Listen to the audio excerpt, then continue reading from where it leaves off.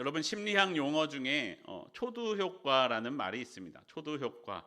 처음에 접하게 된 정보가 나중에 알게 된 정보보다 기억에 더 잘 남는다라는 말입니다. 쉽게 말하면요, 첫인상 효과라고 말할 수 있을 것 같아요. 처음 만났을 때 그 사람에 대한 우리가 만난 그 인상이 그 사람에 대해서 결정한다는 거죠. 한 사람이 있습니다. 이 사람은요, 똑똑하고 근면한데요, 비판적이고 고집이 세며 질투심이 좀 강합니다. 다른 한 사람이 있습니다. 이 사람은요, 고집이 강하고 비판적이에요. 근데 근면하고 똑똑합니다. 어떤 사람이 나아 보이세요? 사실 둘을 설명하는 표현은 똑같아요. 네, 어떤 것을 먼저 이야기해 주냐. 좋은 표현을 먼저 해주었을 때 그 사람에 대해서 더 호의적으로 느끼게 된다라는 것입니다. 첫인상이 좋지 않으면 실수를 해도 이 사람이 굉장히 잘못한 것처럼 느껴지고, 첫인상이 좋으면 어느 정도 실수해도 그래 그럴 수 있지 하고 넘어간다는 거예요. 다시 말하면 이 사람에 대한 첫인상으로 인한 편견이 그 사람에 대한 평가를 바르게 하지 못하도록 가로막는다라는 의미입니다. 여러분, 우리가 계속해서 보아오고 있는 사도행전은 성령행전이라고 부르기도 합니다. 성령께서 제자들 가운데, 초대교회 가운데 움직이시는 역사를 기록한 책이기 때문입니다. 지난주 이정진 목사님의 말씀을 통해서 우리는 사도 바울의 회심 사건을 보았습니다. 하나님께서 사도 바울을 이방인에게 복음을 전하기 위한 그릇으로서 준비시키고 계셨다라는 것이죠. 이제 사도 바울을 통해 이방인을 향한 복음 전파의 역사가 시작될 것을 우리가 보았습니다. 하지만요, 이방인들에게 복음 전파가 되기 위해서는 우리가 그 전에 넘어야 할 산이 하나 있었습니다. 바로 이 초대교회와 베드로의 편견이었습니다. 이미 복음을 들은 사람들의 생각이었습니다. 처음에 베드로를 비롯한 많은 초대교회 사람들은 예수님의 복음이 모든 사람을 위한 것이 아니라 유대인을 향한 복음이다라는 생각이 갇혀 있었습니다. 그 생각 때문에 먼저 유대인에게 오신 하나님의 복음은 모든 민족에게 전파되어야 하지만, 그들의 그 생각이, 그들의 편견에 그 하나님의 복음이 갇혀 있게 됩니다. 그들의 갇혀 있는 그 생각이 이방인을 향하여 적극적으로 복음을 전하지 못하게 하였다라는 것이죠. 하나님의 복음이 사람들 때문에 갇혀 있었습니다. 그러자 하나님은 모든 민족에게 복음을 전하기 위해 직접 움직이기 시작하십니다. 먼저는 베드로의 마음을 바꾸시고요, 그리고 하나님을 찾는 고넬료를 사용하십니다. 성령을 부으사 사람들의 편견을 깨트리십니다. 그리고 그 일을 통하여 하나님의 복음이 땅끝까지 전파되도록 성령께서 역사하고 계십니다. 이제 이 복음은 사람들의 편견을 넘어 이방으로, 모든 민족으로 전파될 것입니다. 우리가 사도행전 가운데 성령께서 하셨던 이 성령의 역사를 오늘 우리의 삶에서도 동일하게 경험하기를 바랍니다. 먼저 고넬료의 모습을 함께 보겠습니다. 사도행전 10장 1절과 2절 말씀에서 함께 보겠습니다. 사도행전 10장 1절과 2절입니다. 우리 함께 한 목소리로 읽겠습니다. 시작. 가이사랴에 고넬료라 하는 사람이 있으니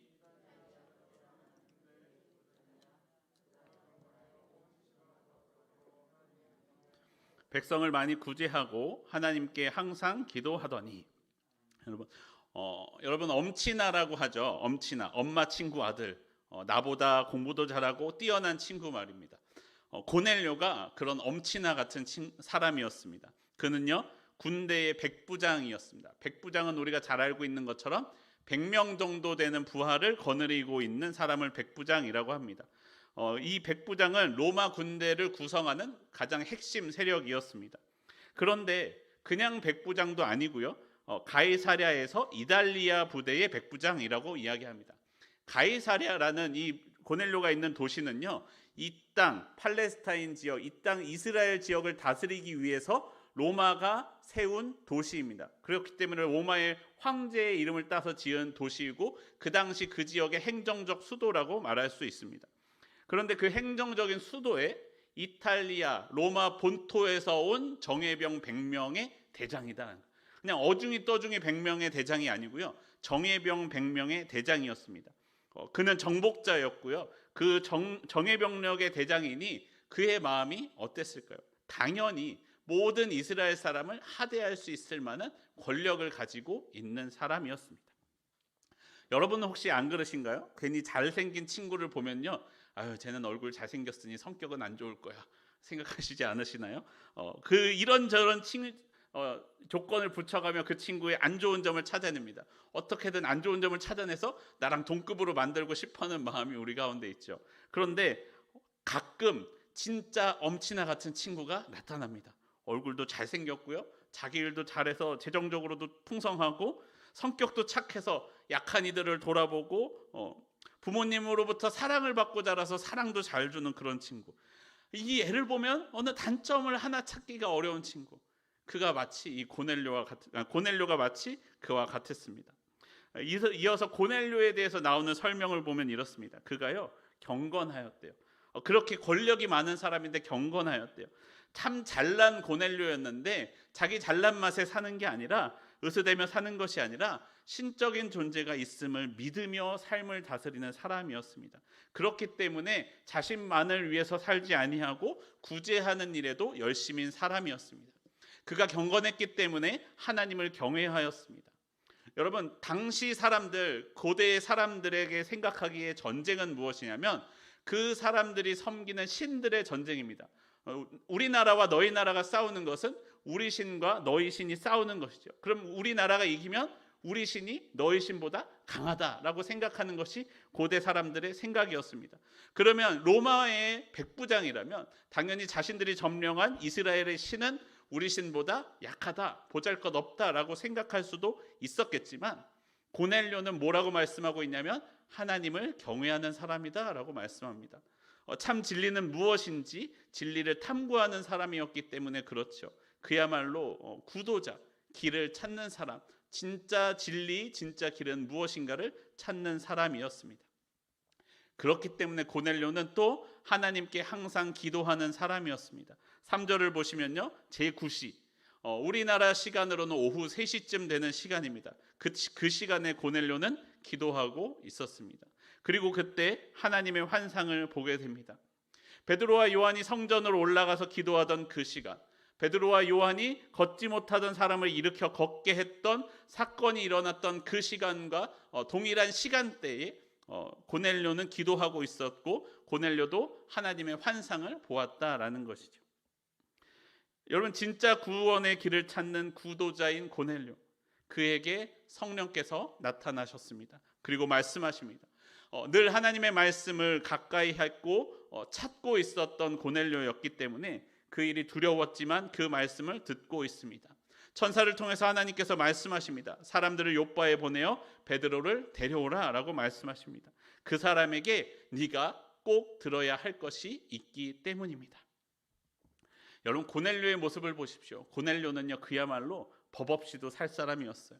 세상적으로 성공한 사람이었어요.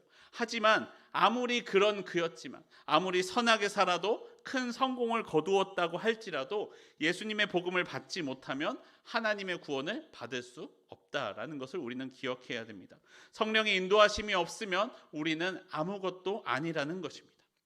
로마서 10장 17절은 이렇게 말씀합니다. 그러므로 믿음은 들음에서 나며 들음은 그리스도의 말씀으로 말미암았느니라.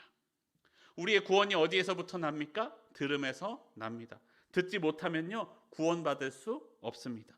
누군가 이 고넬료에게 꼭 복음을 전해주어야만 구원받을 수 있다라는 것입니다. 여러분, 우리가 나가서 전도할 때요, 여러분은 아니신지 모르겠지만 저는 그랬던 것 같아요. 나보다 잘 나가는 사람, 세상적으로 성공하는 사람을 만나면 위축될 때가 있어요. 내가 복음을 전할 수 있을까? 내가 전하는 복음을 그가 들을까? 자신보다 못한 내 이야기에, 구원의 이야기에 귀를 기울여 줄까 생각한 적 없으신가요? 그리고 선교를 할 때도 그렇죠. 여러분, 선교가 선진국에 나가서 하는 선교보다 후진국으로 나가서, 경제적으로 후진국에 나가서 하는 선교를 더 많이 하죠. 선진국에 나가서 복음을 전하는 것이 더 어렵습니다. 그러나 여러분 기억하십시오. 그들에게도 복음이 필요합니다. 어떠한 권세자에게도, 아무리 세상에서 어떤 잘난 사람일지라도, 능력자에게도 하나님의 복음이 필요합니다. 그리고 세상에서 어떤 착한 선한 사람에게도 예수님의 복음이 꼭 필요하다라는 것입니다. 여러분, 이 말씀은 우리에게 두 가지를 깨닫게 해줍니다. 먼저 첫 번째, 세상적인 기준에 갇혀 있는 하나님의 말씀, 복음의 말씀이 이 이야기에 나오는 것과 같이 우리에게도 있을 수 있다라는 것입니다. 먼저 첫 번째로는 여러분, 혹시 내가 전하지 못하고 있는 사람이 있지는 않으신지요? 주변에 나보다 잘난 친구에게, 잘 나가는 친구에게, 나의 직장 상사에게, 혹은 시부모님에게, 시부모님 같이 대하기 어려운 어르신들에게 복음을 전하지 못하고 있지는 않습니까? 저 사람은 내가 전해도 듣지 않을 거야 라고 생각하며 내 스스로 그 복음을 막고 있지는 않으십니까? 여러분, 그분에게도 복음이 필요합니다. 그에게도 하나님의 복음을 전해줄 누군가가 필요하다라는 것입니다. 그리고 여러분 기억하십시오. 하나님께서는 그에게 그 복음을 전하기 위하여 나를 준비시키고 있을 수도 있다라는 것입니다.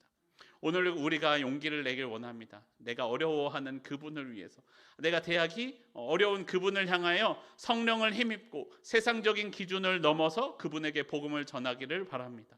하나님의 복음이 그분에게도 전파되는 기쁨을 함께 누리기를 소원합니다. 또한 여러분, 우리는 잊지 말아야 합니다. 내가 나를 향한 하나님의 말씀을 듣지 못하고 있는 것은 아닌지 생각해 보아야 합니다. 하나님의 말씀은요, 세상적인 기준을 따라 흘러오지 않습니다. 때로는요, 순수한 어린아이의 말, 뭘 모르는 그 아이의 한마디가 하나님이 나에게 하시는 말씀일 때도 있습니다. 하나님의 메시지가 그렇게 올 수도 있습니다. 내가 하대하는 그 사람을 통해 하나님께서 내게 말씀하시기도 한다라는 것입니다. 나를 살리는 하나님의 말씀의 권위는 하나님께 있지 말씀을 전하는 그에게 있지 않다라는 것입니다. 나를 향해 말씀하시는 하나님의 말씀을 가로막지 말아야 합니다. 우리는 들어야만 합니다. 세상적인 기준으로 말하는 그를 판단하는 것이 아니라 그 말씀을 가지고 우리가 들어야 한다라는 것입니다. 여러분, 세상적인 기준을 넘어 하나님의 복음이 전파됩니다. 사람들의 생각을 넘어 하나님의 말씀이 전파됩니다. 저와 여러분, 우리가 하나님의 말씀을 듣고 전하는 삶이 되기를 소원합니다. 내 생각의 벽에 갇혀서 듣지도 아니하고 전하지도 아니하는 것이 아니라 그 내 생각의 벽을 뛰어넘어 일하시는 하나님의 역사에 동참하는 저와 여러분의 삶이 되기를 바랍니다. 고넬료의 초청을 받은 베드로는 먼 길을 걸어서, 최소 하루 이상의 길을 걸어서 가이사랴에 갔습니다. 그리고 고넬료의 집에 들어갔습니다. 28절에 말씀하기를 이방인과 가까이 하는 것이 유대인이었던 베드로의 전통상에는 맞지 않았고 베드로는 그것에 동의하고 있었습니다. 하지만 그것보다 내가 지켜야 할 그것보다 하나님의 말씀이 더 강력했기 때문에 하나님이 말씀하셔서 말씀을 따라 이곳까지 왔습니다. 그곳에서 만난 고넬료는 베드로에게 하나님의 말씀을 전해줄 것을 요청합니다.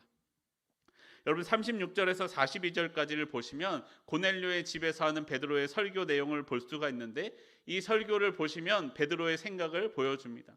예수님께서 구약의 말씀대로 오셨습니다. 유대인의 땅에 오셔서 유대인에게 나타나셨고 유대인에게 역사하셨습니다. 베드로는 아직 이때까지 예수님의 구원이 유대인에게만 있었다라고 믿고 있었다라는 것을 볼 수 있습니다. 10장 43절에는 이렇게 말씀합니다. 사도행전 10장 43절입니다. 그에 대하여 모든 선지자도 증언하되 그를 믿는 사람들이 다 그의 이름을 힘입어 제사함을 받는다 하였느니라. 베드로가 이렇게 전하고 있는데, 베드로도 말씀하고 있듯이 모든 선지자가 증언하는 것은 그를 믿는 사람들이 그의 이름을 힘입어 제사함을 받는다라고 말씀하고 있습니다. 그것이 하나님의 뜻입니다. 베드로는 이것을 잘 알고 있었습니다. 그런데 여러분, 중요한 것이 무엇입니까? 성경은 그를 믿는 사람들이 다 그의 이름을 힘입어 제사함을 받는다라고 말씀을 하고 있는데, 베드로도 그것을 알고 있지만 베드로가 생각하기에 모든 사람의 범주에는 이방인들이 들어가지 않았다는 거예요. 모든 사람에게 전파될 것이다 라는 모든 사람은 오직 유대인만 생각하고 있었다라는 것이, 그 모든의 범주에는 이방인이 없었고 오직 유대인들만 구원의 대상으로 생각했습니다. 때문에 초대교회의 초기의 복음 전파는 오직 유대인의 회당에서만, 유대인에게만 이루어졌습니다.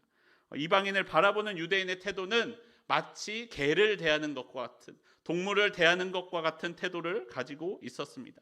이방인들을 향하여 더럽혀진 사람들, 할례받지 못한 사람들이라고 해서 사람 취급을 하지 않았다라는 것입니다. 하나님은요, 이스라엘 초대교회와 베드로의 그러한 편견을 무너뜨리기를 원하셨습니다. 환상을 통해 하나님의 참뜻을 가르쳐 주십니다. 고넬료에게 가기에 앞서 성경에서 더럽게 취급하는 4발 달린 짐승을 보이시고 그것을 잡아먹으라 라고 말씀하십니다. 11절을 보면 이렇게 말씀하십니다. 사도행전 10장 11절입니다. 하늘이 열리며 한 그릇이 내려오는 것을 보니 큰 보자기 같고 내 귀를 메어 땅에 들이웠느니라. 베드로에게 먹으라 라고 말씀하시는 하나님이 주신 음식, 소위 그 부정하다라고 하는 음식이 어디로부터 왔습니까? 하늘로부터 내려왔다라고 말씀합니다. 그리고 그것을 먹으라라고 말씀하신 것입니다. 몇 번이나요?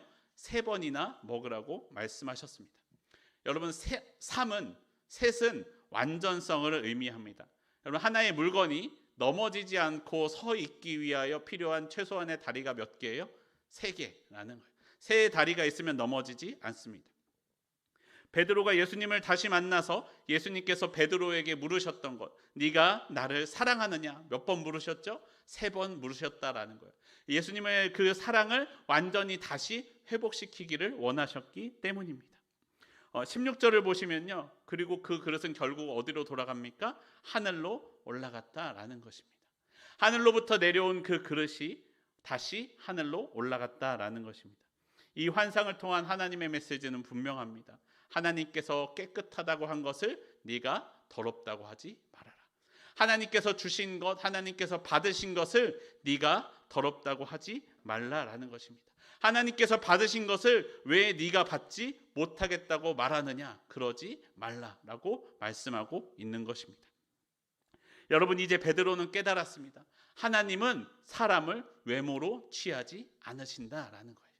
외모로 취하지 않으신다라는 것은 얼굴을 보고 잘생기면 통과, 못생기면 탈락이 아니라 외모를 보면 그 사람의 민족을 알 수 있기 때문에 그렇습니다. 여러분, 우리는 서양 사람을 보고 저 사람이 어느 민족인지 잘 모르지만, 제가 보기에는 외국 사람들 다 똑같이 생겼지만 우리는 구별하잖아요. 우리 일본 사람과 한국 사람과 중국 사람이 있으면 쟤는 일본 사람 같아 라는 느낌이 있고, 쟤는 중국 사람 같아 라는 느낌이 있잖아요. 근데 외국 사람들, 서양 사람들이 또 우리들을 보면 다 비슷하게 느껴지는 것처럼요, 그들도 그들의 얼굴을 보면 이 민족이 나누어진다라고 이야기합니다. 유대인들은 어땠을까요? 유대인들은요, 이 대부분 이방 사람과의 결혼을 금지하고 있었기 때문에 외모적인 특징이 더욱더 명확하게 드러났다라는 것입니다. 딱 보면 쟤는 유대인이구만 하는 얼굴이 있었다라는 것입니다. 그래서 유대인을 싫어했던 유럽 사람들은요, 유대인의 그 전형적인 얼굴을 자신들의 동화책에 심어 놓았습니다. 여러분 들어보십시오. 검은 옷을 입었고요, 뾰족 모자를 썼고요, 코는 길쭉한 매부리 코를 하고 있습니다. 그리고 짙은 눈썹에 어두운 색의 피부를 가지고 있습니다. 이게 누구죠? 마녀죠, 마녀. 이 마녀의 외모가 전형적인 유대인의 얼굴이라는 거예요. 동화에서 마녀의 상징으로 쓰이는 이 모습을 유럽 사람들은 유대인들의 외모적인 특징을 가지고 만들었다라는 거예요. 그래서 2차 세계대전 때 유대인의 학살이 있을 때 유대인들은 외모로서 자신들의 민족이 드러났기 때문에, 유대인임을 감출 수 없었기 때문에 가스실을 피하기 위해서 코 성형을 시도하다가 목숨을 잃는 사람들도 많이 있었다고 합니다. 외모적으로 특징이 드러났던 거죠. 여러분, 이때 2차 세계대전 때 유럽에서, 그리고 그 이후에 유럽에서는 핍박을 받았지만 초대교회의 유대인들은 자신들의 외모에 대해서 어떻게 생각했을까요? 이 얼굴이 하나님께 선택을 받은 민족의 얼굴이다라고 생각하지 않았겠습니까? 이 외모가 하나님이 사랑하시는 얼굴이다라고 생각하지 않았겠습니까?